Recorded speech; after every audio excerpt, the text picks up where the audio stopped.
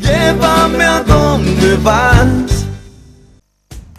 El Día Mundial de la Salud se celebra el 7 de abril todos los años, para conmemorar el aniversario de la fundación de la Organización Mundial de la Salud en 1948. Cada año se elige para esta fecha un tema que pone de relieve una esfera de interés prioritario para la OMS.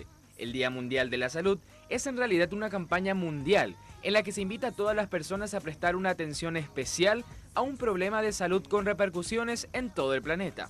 Este año se pone en relieve el tema de la depresión. Este mal afecta a unas 350 millones de personas en todo el mundo. Una enfermedad que, según recuerda la OMS, se puede prevenir y tratar.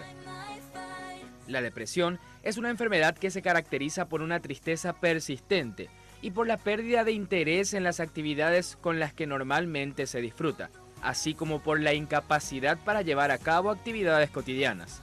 Entre otras cosas, aconsejan hacer ejercicio, mantener una alimentación equilibrada, dormir lo suficiente, tomarse tiempo para apreciar las cosas, aprender cosas nuevas, alejarse de ruidos y luces intensas, apoyarse en amigos y familiares y dar prioridad al tiempo libre. Llévame a donde vas.